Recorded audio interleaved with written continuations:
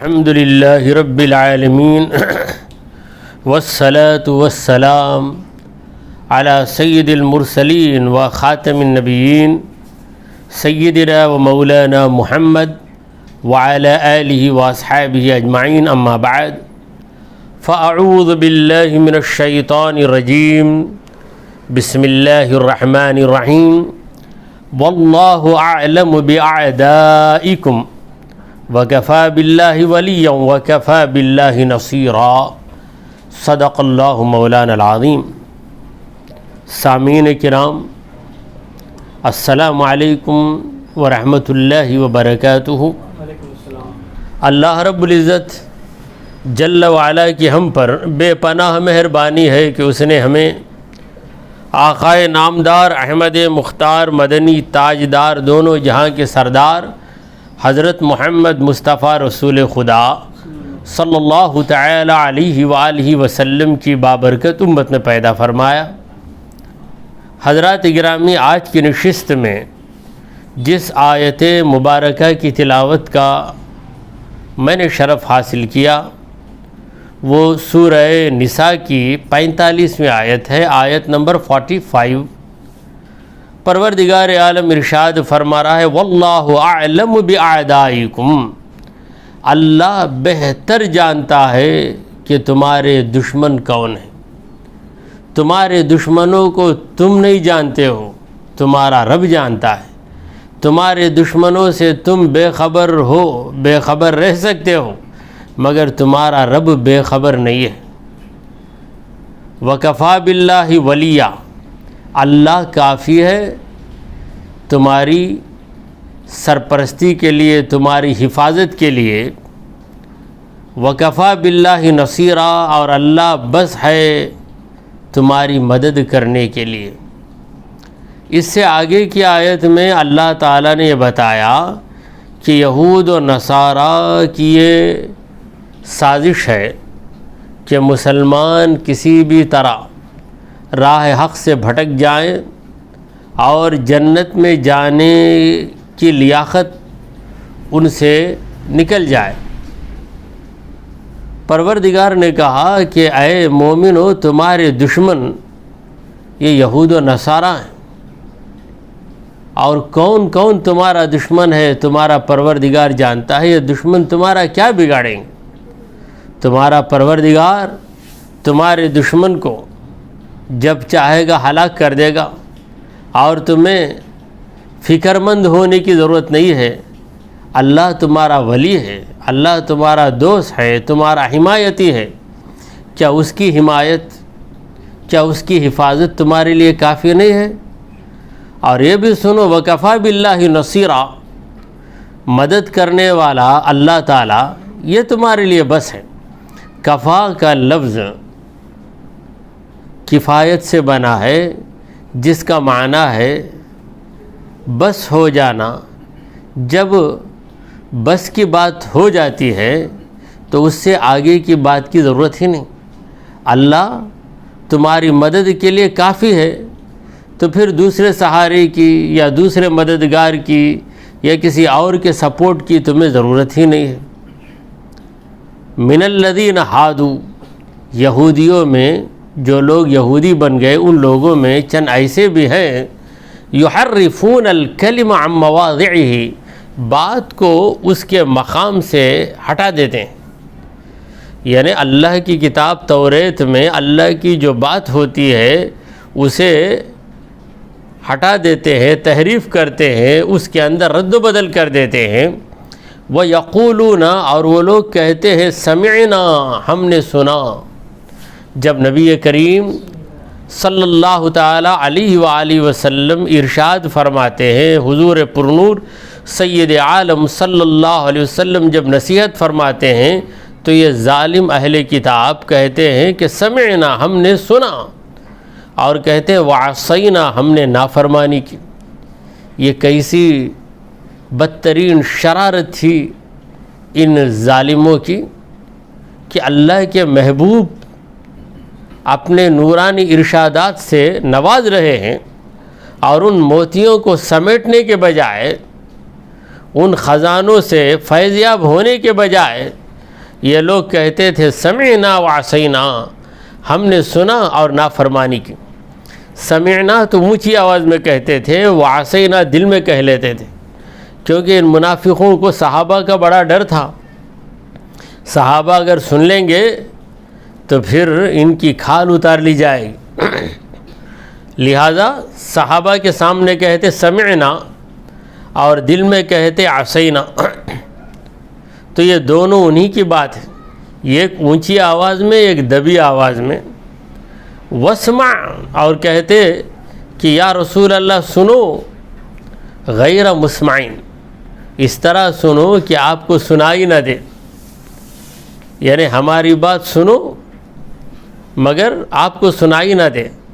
یعنی ہم جو کہہ رہے ہیں کہ وعصینا، ہم نے نافرمانی کی، اس کا مطلب کیا ہے؟ ہم نے آپ کی بات کو نہیں مانا، آپ نے جو کہا اسے ہم نے تسلیم نہیں کیا، یہ بات جو ہم کہہ رہے ہیں یہ آپ کو سنائی نہ دے۔ پھر کہتے واسمع، سنیے یا رسول اللہ سنیے، اور اس کے ساتھ غیر مسمع، اس طرح سنیے کہ آپ کو سنائی نہ دے۔ وراعنا، اور یہ یہود ظالم یہ بھی کہتے کہ راعنا، ہماری رعایت کیجئے، ہمارا خیال کیجئے، لیم بالسنتہم، اپنی زبانوں کو مروڑ کر کہتے ہیں، اپنی زبان لپیٹ کر راعینا کہہ دیتے ہیں۔ کہنا تو چاہیے تھا راعینا، عین کو کسرہ آئے گا، مگر عین کے ساتھ یہ یا کو جوڑتے اور کہتے راعینا، پھر عذر پیش کرتے کہ ہماری زبانی ایسی ہے۔ جیسے بعض لوگ ہر لفظ کو لمبا لمبا بولتے ہیں، میں کل آیا کہ بجائے میں کال آیا، میں چل کر گیا کہ بجائے میں چال کر گیا۔ تو بعض ملکوں کے لوگ، خصوصاً بنگال کے لوگ اس طرح کی باتیں کرتے ہیں۔ اگر کوئی ایسے کہے کہ میں کال گیا تو لوگ کہیں گے کہ یہ بنگالی ہے، اس کا لہجہ ہی ویسا ہے۔ تو لہجہ ہی ویسا ہو تو وہ الگ بات ہے، مگر لفظ کے اندر برا معنی پیدا کرنے کے لیے لہجے کو بدلنا یہ بدنیتی ہے اور یہ گستاخی ہے۔ تو یہودیوں نے گستاخانہ طور پر یہ کہا کہ وراعینا، اور راعی کا مطلب ہے بکریاں چرانے والا، چرواہا۔ گویا یہ ظالم رسول پاک صلی اللہ علیہ وسلم کو چرواہے کے نام سے پکارتے تھے، اور وہ چرواہا بھی کس کا چرواہا؟ راعینا، ہمارا چرواہا، ہماری بکریوں کو چرانے والا، اور دل میں سوچتے کہ ہم نے محمد مصطفیٰ صلی اللہ علیہ وسلم کی بے عزتی کی ہے، مگر حضور کی بے عزتی کرنے کی کسے مجال؟ اللہ تعالیٰ نے رسول پاک صلی اللہ علیہ وسلم پر عزتوں کو نچھاور کر دیا ہے۔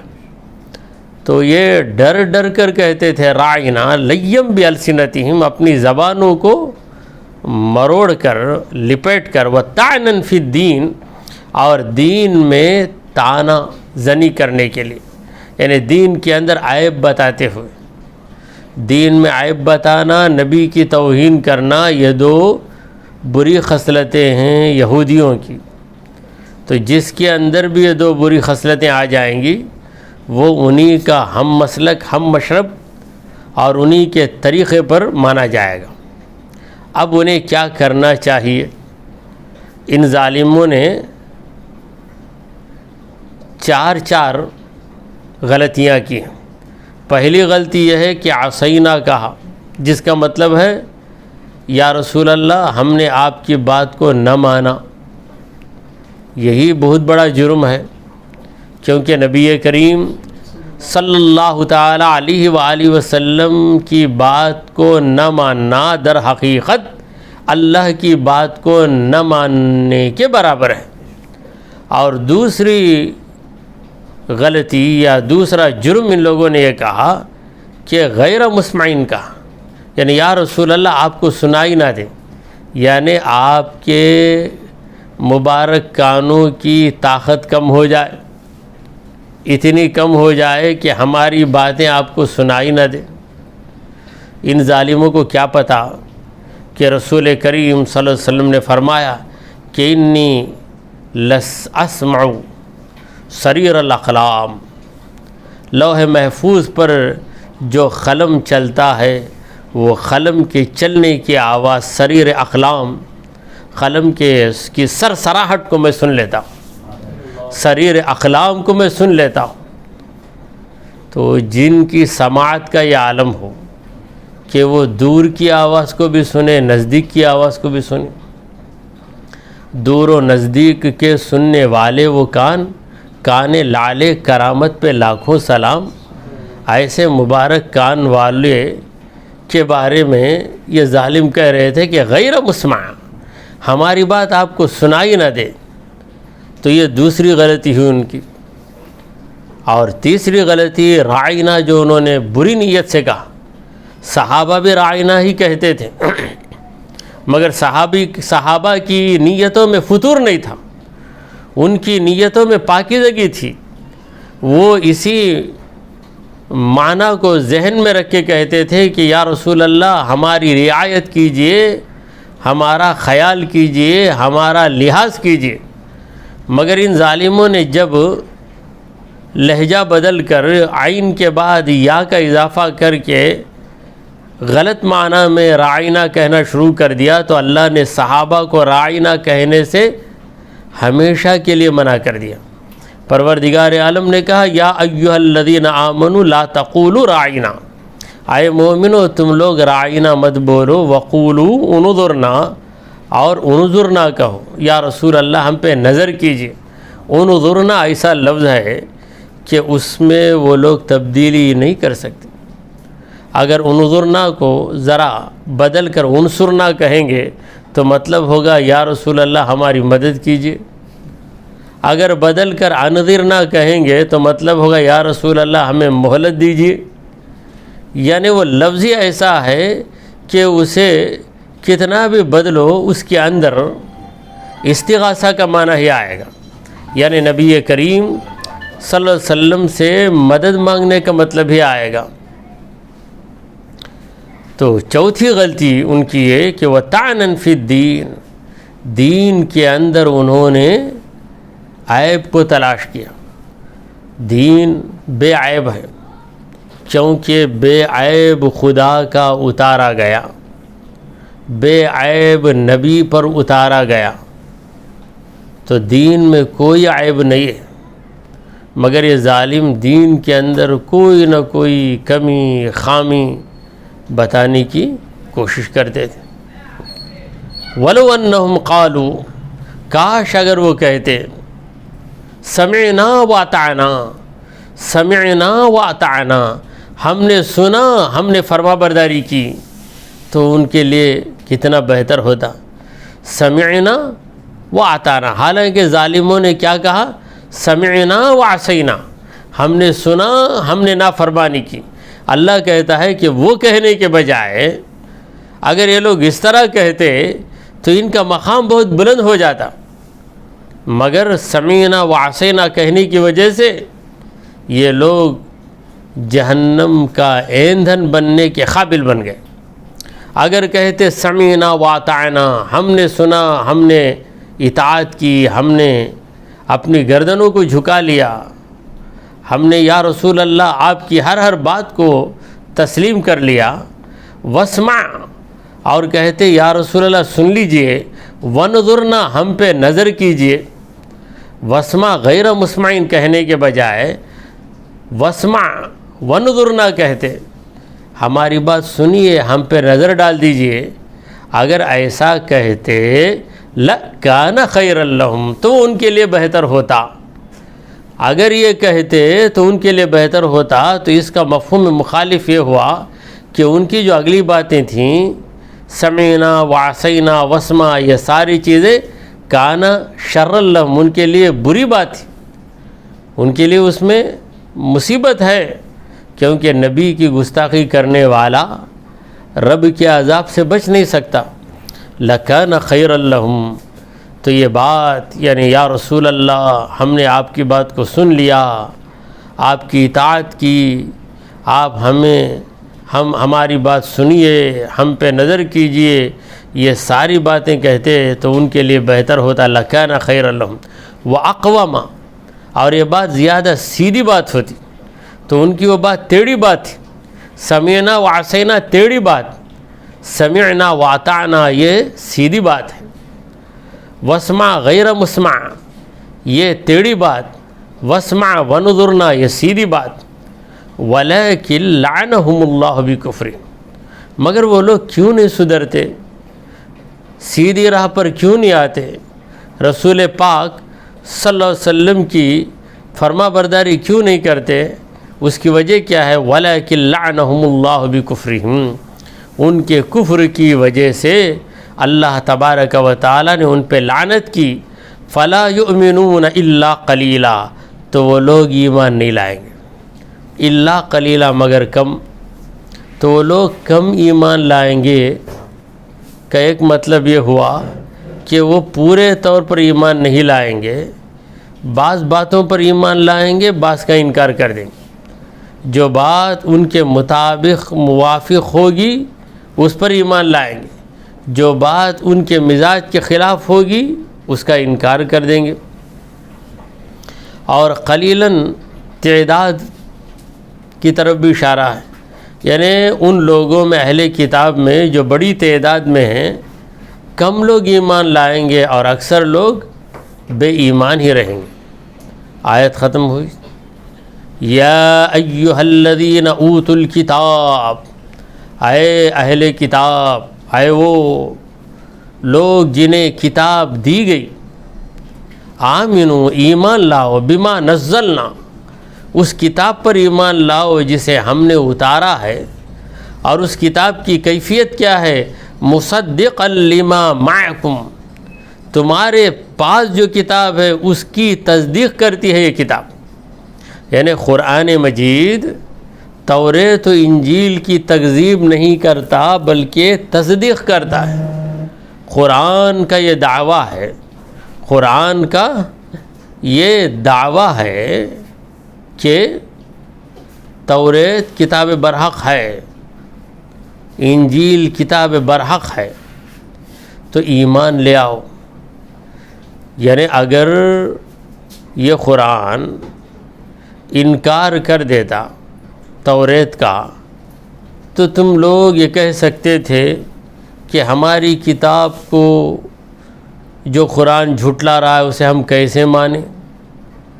یہ عذر بھی تمہارے پاس نہیں ہے، بلکہ یہ قرآن کہتا ہے کہ توریت کے ایک جملے میں سچائی ہے.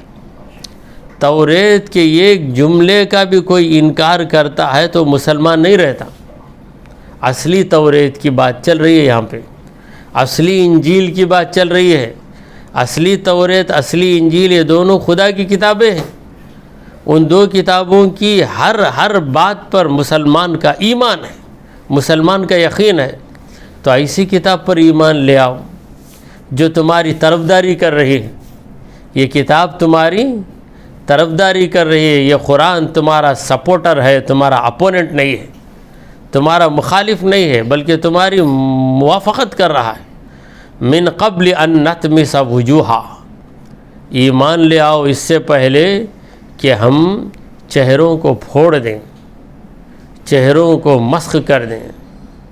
فنردھا علی ادبارہا، اور تمہارے چہروں کو، سروں کو پیٹھ کی طرف کر دیں. یعنی ہم اس طرح موڑ دیں گے تمہارے چہرے کو کہ چہرہ جو سینے کے رخ میں ہے یہ پیٹھ کے رخ میں چلا جائے گا. سینہ آگے ہوگا، آنکھیں پیچھے ہو جائیں گی. اور دوسرا مطلب یہ بتایا گیا، وجوہن سے مراد چہرے نہیں ہیں بلکہ سردار ہیں، کیونکہ وجہن وجیہن سردار کو کہتے ہیں اور یہ اس کی جمع ہے. تو تمہارے بڑے بڑے سرداروں کو ہم چپکا کے رکھ دیں گے، ہلاک کر کے رکھ دیں گے اور ان کو الٹ دیں گے. او نلعنہم، یا ہم ان پر ایسی لعنت کریں گے، اس لعنت کریں گے کما لعنا اصحاب السبت، جس طرح ہم نے ہفتے والوں پر لعنت کی. یہ ہفتے والے اصحاب السبت کون ہیں؟ یہودیوں کی وہ قوم ہے جنہوں نے ہفتے کے دن شکار کیا، جبکہ اللہ کے نبی نے انہیں منع کیا تھا کہ ہفتے کے دن شکار نہ کرو، مگر انہوں نے چال چلی اور بڑی مکاری کے ساتھ ہفتے کے دن انہوں نے شکار کیا، تو اللہ تبارک و تعالی نے ان کے چہروں کو مسخ کر دیا اور وہ بندر بنا دیے گئے، بندروں کی شکلیں انہیں دے دی گئیں۔ تو یہ اللہ کی لعنت تھی ان پر۔ ایسی لعنت تم پر آ جائے، ویسی نوبت تمہاری ہو، ویسی بری حالت تمہاری ہو جائے، اس سے پہلے تم ایمان لاؤ، ایمان لاؤ گے تو بچ جاؤ گے۔ وَكَانَ أَمْرُ اللَّهِ مَفْعُولًا، اللہ کی بات تو ہو کر ہی رہنے والی ہے۔ ایسا نہیں ہے کہ انسان کچھ بھی کہہ دیتا ہے مگر کر نہیں پاتا۔ جیسے لوگ بڑے بڑے دعوے کرتے ہیں، تو دعوے کرنے والے کے بارے میں ہم کہتے ہیں کہ بولنا آسان ہے، کرنا آسان نہیں ہے۔ بولو گے تم مگر کر نہیں سکتے، مگر اللہ تعالیٰ کے معاملے میں یہ بات نہیں ہے۔ اللہ جو کہا وہ کرے گا، کیونکہ کوئی چیز اللہ تعالیٰ کے لیے کٹھن، پیچیدہ اور مشکل نہیں ہے۔ ہر کام اللہ تعالیٰ کے لیے آسان ہے۔ تو اللہ کا معاملہ یا اللہ کا فیصلہ مفعولاً، مفعولن یعنی ہو کر ہی رہنے والا ہے، کوئی اس کے فیصلے کو روکنے والا نہیں ہے۔ اگر وہ تمہارے چہروں کو بندروں کے چہرے بنانا چاہے تو بنا کے رکھ دے گا، ایسا نہیں کہ اس میں دقت ہوگی کیسے بنائے۔ اگر آدمی کہتا ہے کہ دیکھ میں تیرے چہرے کو لال کر دوں گا، بولتا ہے مگر لال کہاں سے کر سکتا؟ لال کرنے کی کوشش کرتا ہے، سامنے والا طاقتور ہو تو پھر یہ لال کہاں کرے گا؟ وہ اس کو ختم کر دیتا ہے۔ تو مقابلے کی بات مخلوق کے درمیان ہے، خالق اور مخلوق کے درمیان مقابلے کی بات نہیں، کیونکہ خالق صاحب قدرت اور مخلوق کے اندر کوئی قدرت ہی نہیں، جو بھی قدرت ہے وہ رب کی دی ہوئی قدرت ہے، لہذا اللہ تعالیٰ کا فیصلہ ہو کر رہنے والا ہے۔ یعنی تم اس زعم باطل میں مبتلا نہ رہو کہ اللہ نے کہا کہ وہ چہروں کو بدل دے گا، جس طرح پرانے یہودیوں کی حالت ہوئی کہ وہ بندر بنا دیے گئے ہفتے کا دن شکار کرنے کی وجہ سے، ویسی ہماری حالت ہوگی۔ وہ زمانہ تھا، اب کہاں ہوتا۔ اس طریقے سے مت سوچو، اللہ تعالیٰ کا جو فیصلہ ہے وہ ہو کر ہی رہنے والا ہے۔ الحمدللہ سورہ النساء کی 47 آیتیں ہو گئیں۔ اسی پر اکتفا کرتے ہوئے دعا کیجئے کہ اے پروردگار، ہم نے جو کچھ کہا اور سنا اسے قبول فرما لے۔ اے اللہ ہمارے گناہوں کو معاف فرما، ہماری خطاؤں کو درگزر کر دے۔ اے رب کریم ہم پر تیری رحمت نازل فرما۔ اے اللہ ہمیں سیدھے راستے پر چلا، تیرے انبیاء اور تیرے اولیاء کے راستے پر چلا۔ اے رب ذوالجلال ہمارا خاتمہ ایمان کی حالت پہ فرما۔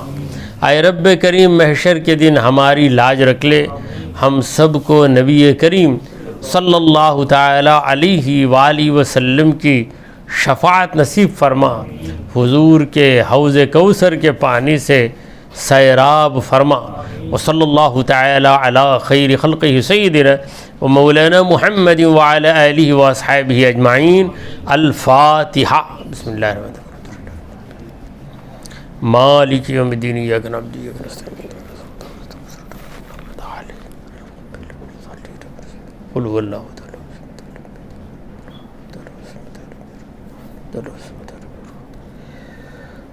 ان اللہ وملائکتہ یصلون علی النبی یا ایھا الذین آمنوا صلوا علیہ وسلموا تسلیما۔